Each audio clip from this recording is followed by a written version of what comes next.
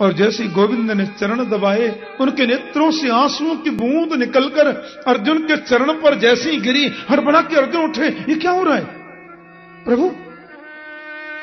गोविंद बोले, इसीलिए तुम मुझे बहुत प्रिय हो अर्जुन, तुम महान हो, रोम रोम में तुमने बसाया है मुझे, ऐसा भक्त मुझे अति प्रिय होता है। प्रभु ने गले से लगाया, साथ भोग लगाया। आदरणीय सूत जी कहते हैं कि अर्जुन तो ऐसे रम गए द्वारिका में कि उनको कुछ भी याद नहीं है। हस्तिनापुर, इंद्रप्रस्थ, कुछ भी स्मरण रहा ही नहीं। और यहां द्वारिका में परिस्थिति ऐसी बन गई महाराज कि धीरे धीरे धीरे धीरे कई समय निकल गए और स्थिति ऐसी बनी कि यदुवंशियों ने संतों का अपराध कर दिया। विश्वामित्र, असित, कण्व, दुर्वासा, भृगु, अंगिरा, कश्यप, वामदेव, अत्रि, वशिष्ठ और नारद, ये संत लोग बैठे थे। धुना लग रहा था। बच्चों ने वो पोटला बांध करके पेट पर साम के उनकी मजाक उड़ा दी। संतों ने यदुवंश के विनाश होने का शाप दे दिया। जीवन में प्रयास ये करो कि दुआएं सबकी ली जाए, बद्दुआ किसी की नहीं। और शास्त्रों में लिखा है कि दुआ में जितनी ताकत है उतनी दवा में नहीं होती। इसलिए महापुरुषों के सन्मुख जब भी आओ, उनको नमन करो, उनके सामने झुको। हमारा ऐश्वर्य बढ़ेगा, श्री वृद्धि होगी, यश की प्राप्ति होगी। संतों को नमन करना चाहिए। बच्चों से गलती हो गई, यदुवंशी राजकुमारों से अपराध हो गया और लौह पिंड को पीस कर उन्होंने समुद्र किनारे डाल दिया। वो किनारे आकर एरका नाम की घास पूरे जंगल में फैल गई और यदुवंशियों में झगड़ा शुरू हो गया, एक दूसरे को मारने लगे। कहते कि अर्जुन वहीं हैं, कृष्ण बलराम भी बचाने दौड़े, किसी ने सुनी नहीं और लड़ते लड़ते पूरे यदुवंश का विनाश हो गया। बलराम जी शेष बनकर के क्षीर सागर में चले गए और हमारे गोविंद भी किसी को निमित्त बना करके अंतर्धान हो गए। प्यार से बोलो जय श्री कृष्ण।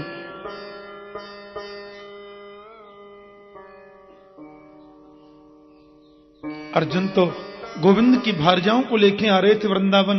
कन्हैया ने कहा था कि तुम हमारी पत्नियों को वृंदावन ले जाना, किशोरी राधा रानी की सन्निधि इनको प्राप्त होगी तो कल्याण होगा। अर्जुन लेके आ रहे थे तो स्वयं गोविंद ही गोप बनकर गए, अपनी पत्नियों को लूट लिया,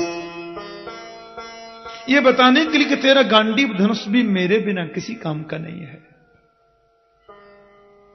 अर्जुन को तो ऐसा लगा जैसे हम लुट गए। यहां परीक्षित बड़े हो रहे हैं। यद्यपि श्री विदुर जी महाराज आज आए थे हस्तिनापुर में और सांकेतिक भाषा में उन्होंने थोड़ा युधिष्ठिर जी को संकेत कर भी दिया और विदुर ने आकर के धृतराष्ट्र जी को बहुत फटकार लगाई, बहुत डांट लगाई। अपने बेटा बेटी कोई रहा नहीं तो अब जिनको तुम मारना चाहते थे उनके हाथ का भोजन करके पड़े रहते हो। क्या हो महीयसी जंतो जीविता सा यथा भवान भीमापवर्जितम पिंडम आदत्ते गृहपालवत्। ऐसी जीने की इच्छा, तुम्हारे पुत्र सब समाप्त हो गए तो पांडवों के घर का भोजन करके पड़े रहते हो, शर्म नहीं आती? धृतराष्ट्र के मन में ऐसा प्रबल वैराग्य आया, पत्नी गांधारी को लेकर के वन को चले गए। युधिष्ठिर जी सवेरे प्रणाम करने आए, बोले ताऊ जी कहां चले गए? बहुत रोए। विदुर ने उनको समझाया। अर्जुन का तो चेहरा काला पड़ गया, मुखमंडल की श्री जाने कहां चली गई, तेजस्विता चली गई। अर्जुन जैसी हस्तिनापुर में आए, युधिष्ठिर जी बड़े गदगद हुए। आओ अर्जुन, ओहो इतने दिन के बाद आते हो। तुम तो द्वारिका जाने के बाद कुछ भी तुम्हें याद रहता नहीं है। कन्हैया मिल गए, मानो सब कुछ मिल गया है।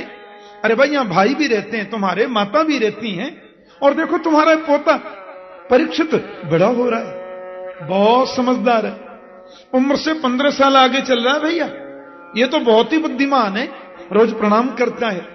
हम लोगों के पास बैठता है, हमारी सारी बातें सुनता है, बड़ा गंभीर है ये। कैसे हैं कृष्ण? क्या बात है? अर्जुन तो बोलता क्यों नहीं? वसुदेव जी स्वस्थ है ना? वसुदेव और वासुदेव दोनों ठीक है ना? मामी जी देवकी जी एकदम अच्छी है ना? उग्रसेन महाराज और यदुवंशी जितने भी हैं सब सानंद है ना? लेकिन बात क्या, तू बोलता क्यों नहीं? मैं इतनी देर से बोले ही जा रहा हूं तो कुछ बोलता ही नहीं। क्या बात है? तुम्हारे चेहरे का तेज किधर चला गया? नष्ट तेजो विभासी में। मानव के चेहरे के तेज को नष्ट होने के 3 कारण हो सकते हैं। अगम्या नारी के संग समागम से भी तेज नष्ट होता है। गौ माता का गलती से भी अपमान किया जाए या बहुत बड़ा अपराध हो जाए तो भी शरीर का तेज नष्ट हो जाता है। या जिसके बिना जीवन में हमने रहना नहीं सीखा, वो हमें हमेशा को छोड़कर चले जाएं तो भी तेज नष्ट होता है। ऐसी गलती कोई तुमसे तो नहीं हुई? इतनी बात सुनी थी कि अर्जुन तो युधिष्ठिर के चरणों में धड़ाम से गिर पड़े। बोले, वंचितो हम महाराज हरिणा बंधु रूपिणा ये न मे परितम तेजो देव विस्मापनम महत। भाई जी हम तो लुट गए। हमारे प्राण वल्लभ योगेश्वर कृष्ण हमें छोड़ करके चले गए। अपने चरणों का आश्रय प्रदान करने वाले मेरे जगदीश्वर गोविंद हमें अनाथ छोड़ करके चले गए। यस्या द्रुपद गे हम उपागतानाम राज्ञाम स्वयंवर गृहे स्मर दुर्मदानाम।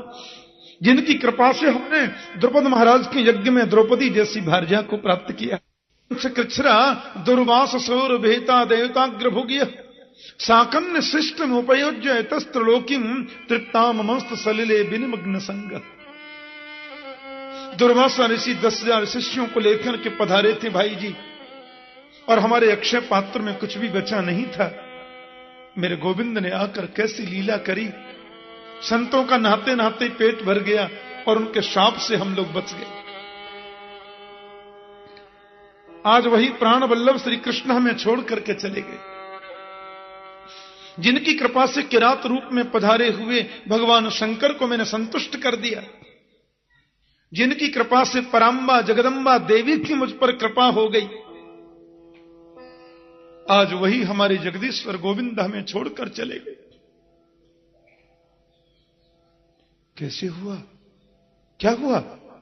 और यदुवंशियों ने संतों का अपराध किया, शाप लग गया और लड़ झगड़ कर आपस में सब मर गए। चतु पंचा बशेषता 10, 20, 50 बचे होंगे, बाकी सब खत्म। और मैं उनकी भारजाओं को लेकर के आ रहा था भाई जी, भीलों ने लूट लिया।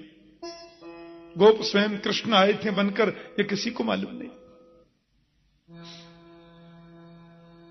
माता कुंती दरवाजे के पीछे खड़ी थी और कुंती ने यह सुना ही था कि श्री कृष्ण चले गए। धड़ाम से जमीन पर गिर पड़ी और 1 मिनट में प्राण निकल गया, मर गए। कृष्ण के वियोग को माता कुंती बर्दाश्त न कर सके। युधिष्ठिर बोले अर्जुन से, अरे भोले भंडारी, इतने दिनों के बाद तू द्वारिका से लौटकर आया भी तो यह अप्रिय समाचार लेकर के आया। रोते रोते माता के संस्कार किए और पांडवों ने निश्चय कर लिया। युधिष्ठिर बोले, जब गोविंद ही इस भूमि पर अब विराजमान नहीं है तो हम लोग रह करके क्या करेंगे। और नन्हे से परीक्षित को सबने गद्दी पर बिठाया, तिलक कर दिया। हस्तिनापुर के सम्राट महात्मा परीक्षित हैं, क्योंकि कृष्ण के वियोग में हम रह नहीं सकते। मैं तो बहुत छोटा हूं, आप क्या कर रहे हैं बाबा, मैं तो कुछ जानता नहीं हूं। बोले, परवाह नहीं बेटा, जब तक तुम्हारी शिक्षा पूर्ण नहीं हो जाए, हमारे महामंत्री और कुलगुरु राजपाठ में तुम्हारी सहायता करेंगे, राजनीति के गुरु तुम्हें सुनाएंगे, सिखाएंगे। महात्मा हमारे महामंत्री गुरुदेव तुम्हें आध्यात्मिक, आदि दैविक, आदि भौतिक शिक्षा प्रदान करेंगे। व्यावहारिक शिक्षा भी तुम्हें हमारे कुलगुरु प्रदान करेंगे। और हम तो इतना ही कहते हैं परीक्षित कि जीवन में 3 बातें याद रखना, तुम्हारा यश बढ़ेगा। पहले प्यार से बोलो जय श्री कृष्ण। पहली बात तो यह कि शरण में शत्रु भी आ जाए, एक बार उसको जरूर माफ कर देना। क्षमा बड़न को चाहिए, छोटन को अपराध।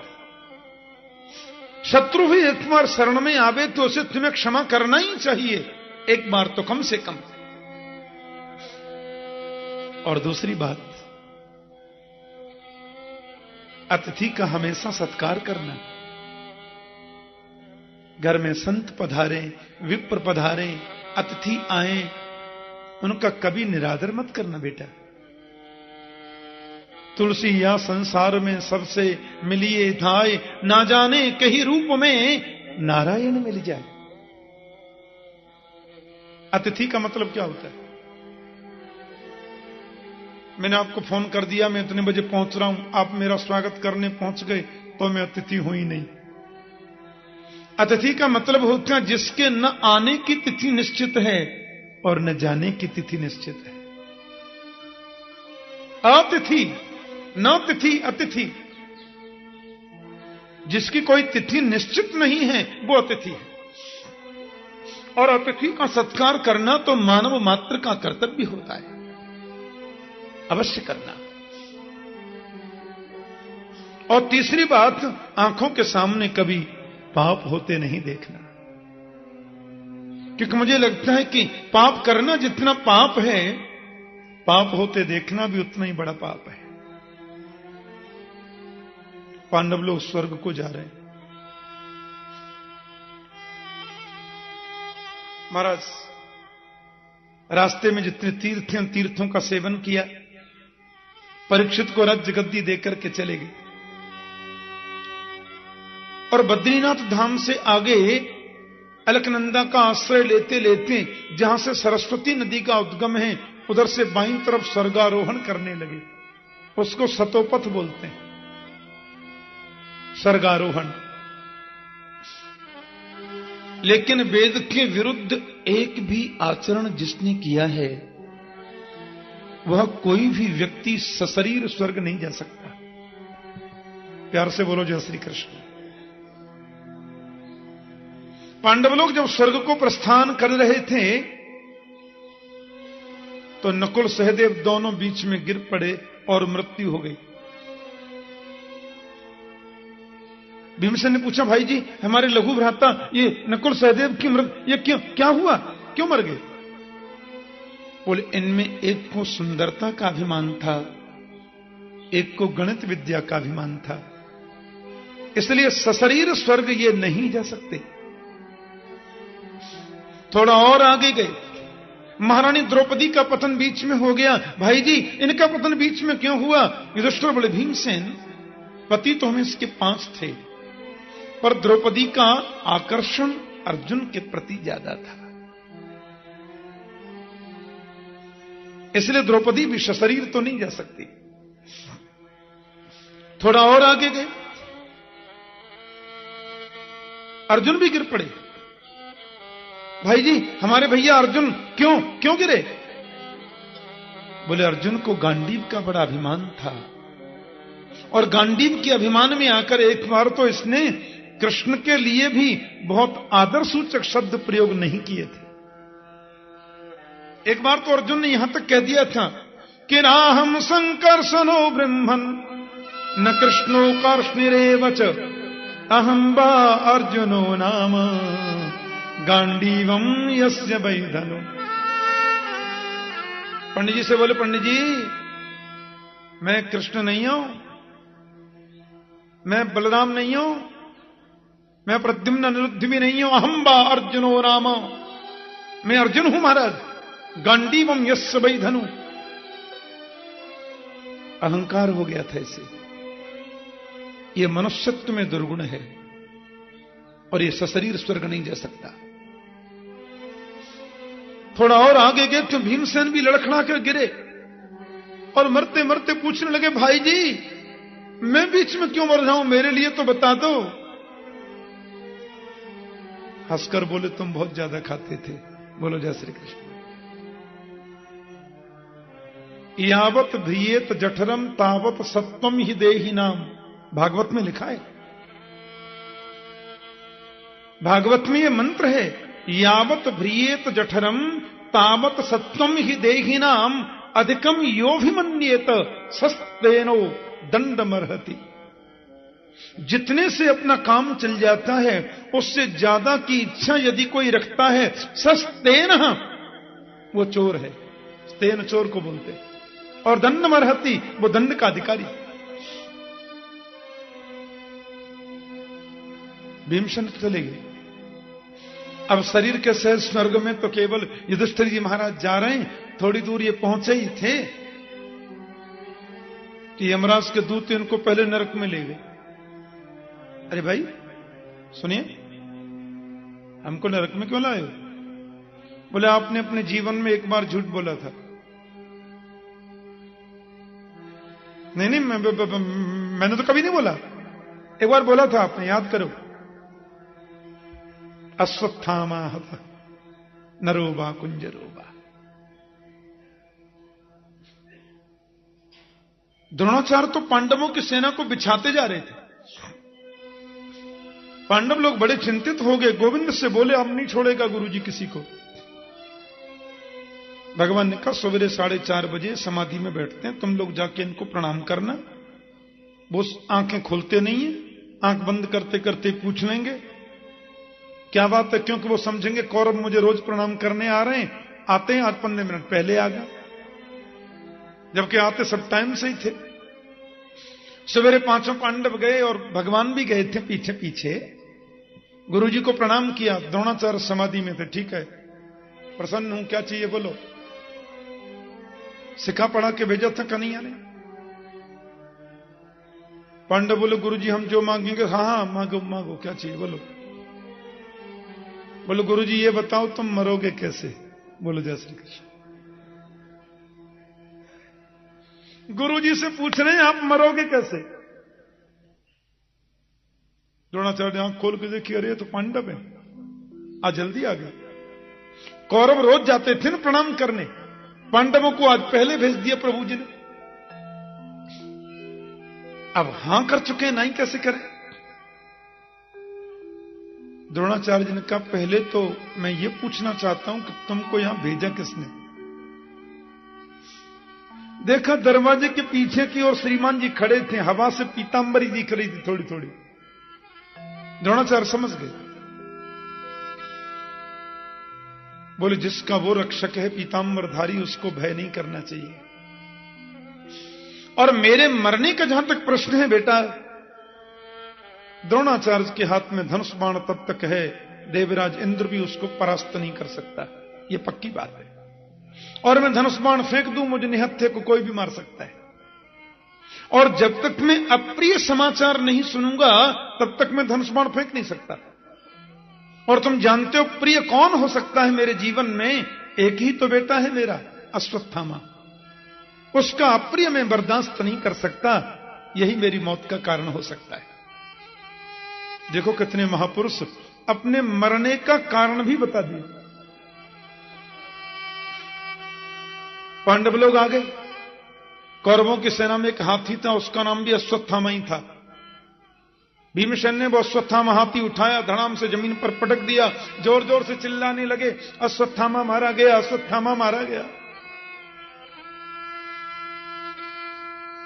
द्रोणाचार्य बोले, तुम झूठ भी बोलते हो, तुम्हारी बात मैं मानूं कैसे? हां, युधिष्ठिर यदि कह दें कि अश्वत्थामा मारा गया तो धनुष बाण तो मैं फेंक ही दूंगा।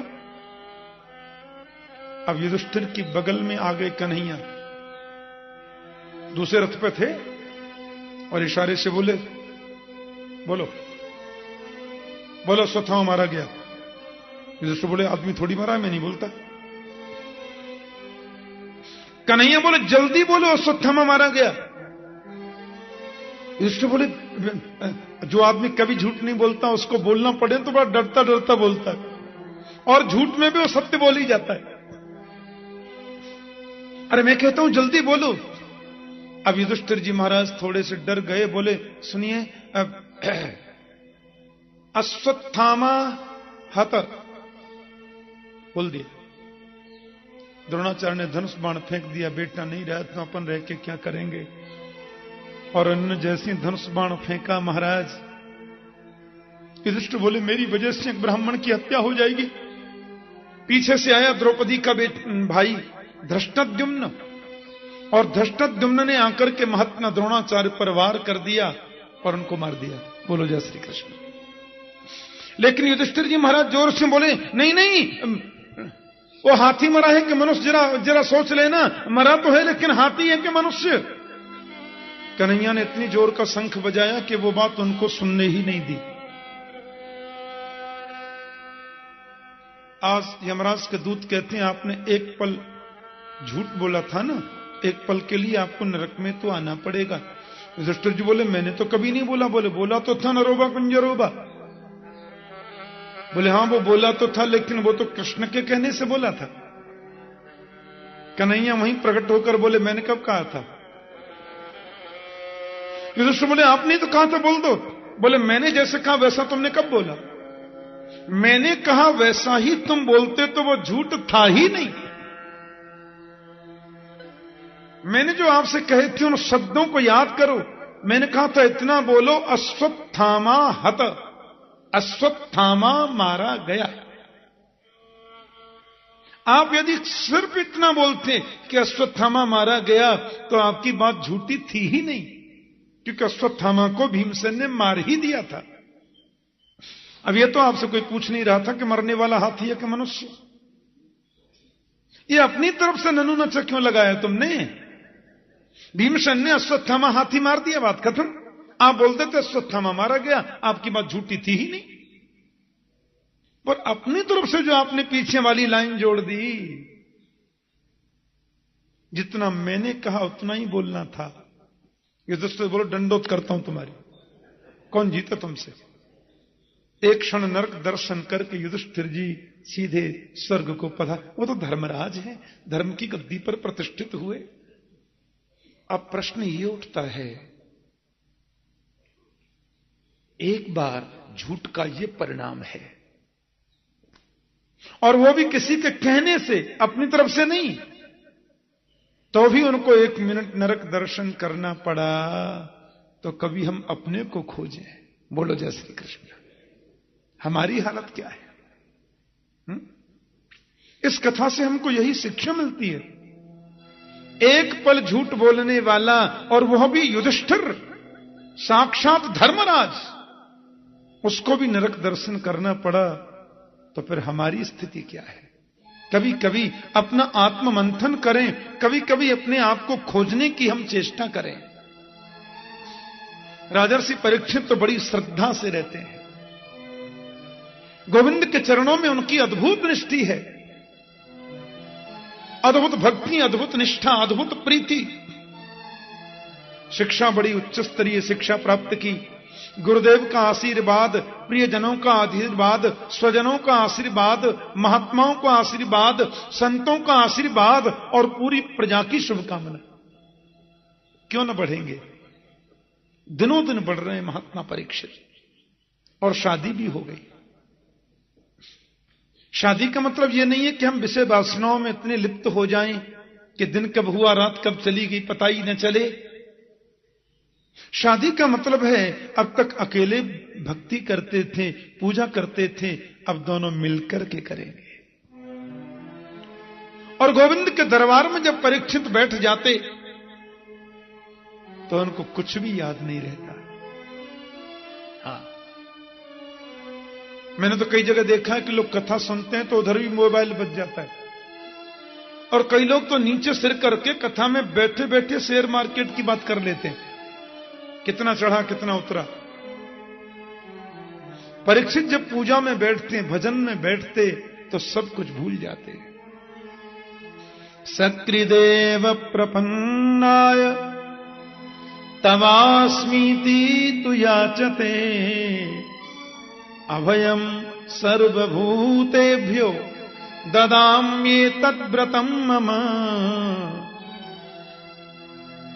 भगवान के चरणों में बैठो तो सब कुछ भूल करके बैठो, तादात्म्यपन्न हो जाएं।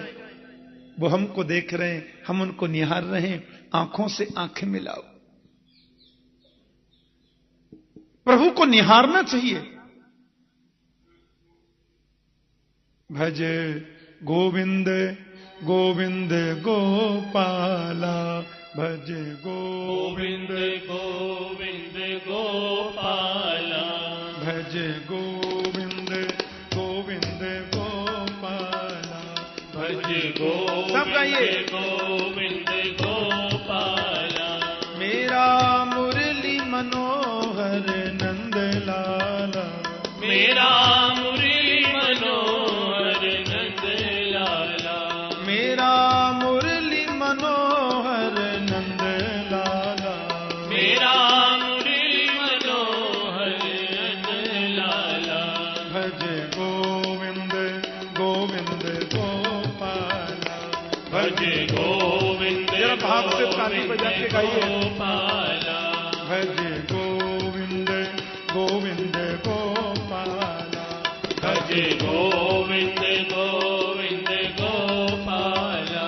प्रभु मुरली मनोहर नंद लाला, प्रभु मुरली मनोहर नंद लाला, मेरा मुरली मनोहर नंद लाला, मेरा मुरली मनोहर नंद लाला। भज गोविंद गोविंद गोपाला, भज गोविंद गोविंद गोपाला, मेरा मुरली मनोहर नंद लाला, मेरा मुरली मनोहर नंद लाला, मेरा मुरली मनोहर नंद लाला, मेरा मुरली मनोहर नंद लाला, मेरा मुरली मनोहर नंद लाला, मेरा मुरली मनोहर नंद लाला, मेरा मुरली मनोहर नंद लाला, मेरा मुरली मनोहर नंद लाला। भज गोविंद गोविंद गोपाला, भज गोविंद गोविंद गोपाला, भज गोविंद गोविंद गोपाला, भज गोविंद गोविंद गोपाला। वृंदावन धामनी को, ब्रज को, विश्रामनी को, श्यामा और श्यामनी को, मंदिर आनंद को, काली धाननी को, यमुना को नीरनी को, रेणुका को खाननी को, साधनी को कन्या को, राधा कृष्ण कुंडनी को, वृंदावन चंदनी को, राधा कृष्ण कुंडनी को, भक्तन को संगनी को, गौर श्याम रंगनी को, अंग युग चंद को, नील पीत कटनी को, बंसी बट तटनी को, ललित किशोरी की नटनी को